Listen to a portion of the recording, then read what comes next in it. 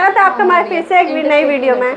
आज हम बात करेंगे कि आप अपना जीएसटी कैसे बचा सकते हो, कैसे सेव कर सकते हो। तो इसमें कुछ पॉइंट्स है, वो सारे पॉइंट्स हमारे इसी वीडियो में बताए जाएंगे। तो पहला पॉइंट है maximum input tax credit.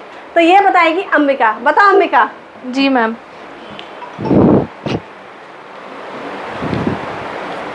ITC को मैक्सिमाइज करने के लिए हमें इन बातों का ध्यान देना है कि हमारे बिजनेस से रिलेटेड सभी एलिजिबल परचेजेस और एक्सपेंसेस पर हमने आईटीसी क्लेम किया हुआ हो। इसके साथ हमें इस बात का ध्यान रखना है कि हमारे जितने भी वेंडर्स हैं उन्होंने अपनी R1 टाइमली फाइल की हो, ताकि उसका आईटीसी हमारे 2B में रिफ्लेक्ट हो। और इसके साथ साथ हमें हमारे परचेज इनवॉइसेस को रेगुलर बेसिस पे 2A से मैच करना है, ताकि कोई भी मिसमैच ना हो। Thank you. नेक्स्ट पॉइंट है consult tax professional.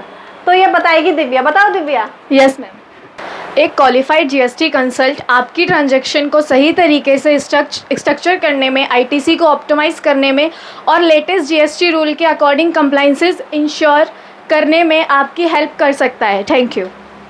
Next point है choose the right GST scheme.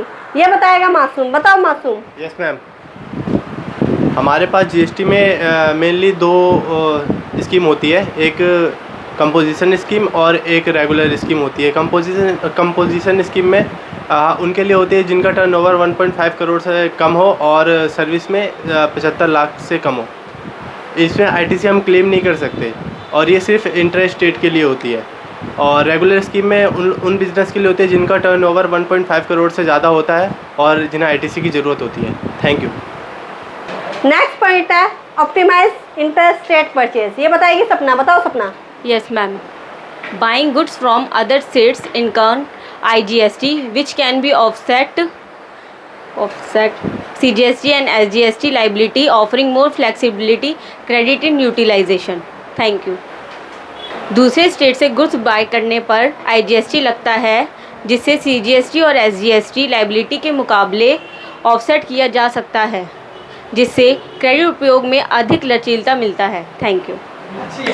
Next point है मेंटेन एक्यूरेट रिकॉर्ड्स। ये बताएगा दिशात। बताओ Dishat. Yes ma'am, maintain accurate records बनाने के लिए आपको सही तरीके से आपके सारे सेल, परचेज एंड जो आपने पेमेंट करी है उसकी रिसिप्ट संभाल के रखना पड़ता है। देन इसी तरह आप एक सॉफ्टवेयर ले सकते हैं जिसमें जीएसटी R1 का डाटा फीड कर सकते हैं। सेल, परचेज, बैंक चढ़ाकर आप अपना डाटा पूरा मेंटेन कर सकते हैं, जिससे आपको कोई परेशानी नहीं होगी। इससे आप जीएसटी R1 टाइमली और इजीली विदाउट एरर फाइलिंग कर सकते हैं। Thank you. नेक्स्ट पॉइंट है अवॉइड कॉमन मिस्टेक। ये बताएगा ब्रजेश। बताओ ब्रजेश। यस मैडम, मिस्टेक वाला ये बहुत ही इम्पोर्टेंट पॉइंट है जिसके ऊपर हमें बात करनी चाहिए।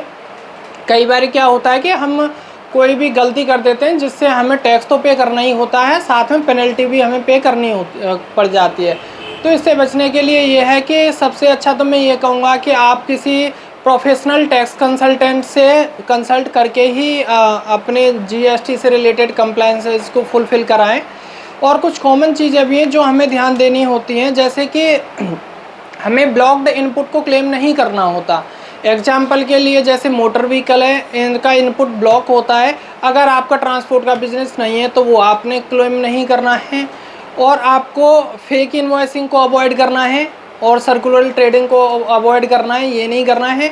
और आपको हमेशा आपने जो vendor regularly GST return on time करते हैं, ड्यू डेट से पहले करते हैं, उनसे ही आपको गुड्स परचेज करना है। इससे क्या होता है कि सेम मंथ में ही आपको जो आपने गुड्स परचेज करा है उसका क्रेडिट मिल जाता है। तो ऐसे ही कई सारी चीज़ें हैं जो आपको ध्यान देनी होती हैं, जैसे कि अगर आप अपना गुड्स मूवमेंट हो रहा है, अगर आपका गुड्स किसी एक स्टेट से दूसरे स्टेट जा रहा है तो आपको ध्यान देना है कि आपका इनवॉइस और ई-वे बिल प्रॉपर होना चाहिए, जिससे कि आप किसी भी तरीके की पेनल्टी और प्रॉब्लम से बच सकते हैं। Thank you. इस तरह की और भी वीडियो देखने के लिए आप हमारे चैनल को सब्सक्राइब, लाइक, शेयर कर सकते हैं। Thank you.